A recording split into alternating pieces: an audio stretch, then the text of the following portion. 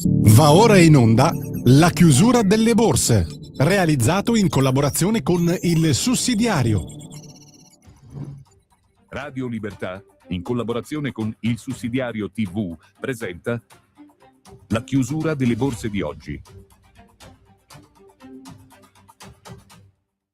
Ben ritrovati per il consueto spazio alla fine della giornata per andare a vedere come sono andati i mercati, quello italiano e quelli europei. Partiamo da Piazza Affari che cede lo 0,46%.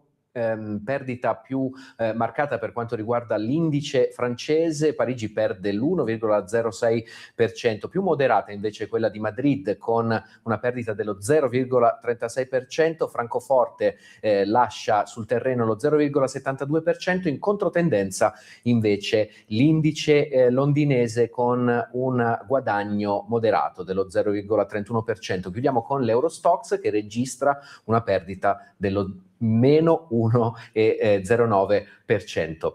Questi erano gli andamenti, i risultati delle borse italiane e delle borse europee a fine della giornata. Io vi ringrazio per l'attenzione e vi rimando al prossimo spazio di approfondimento sui mercati. A domani.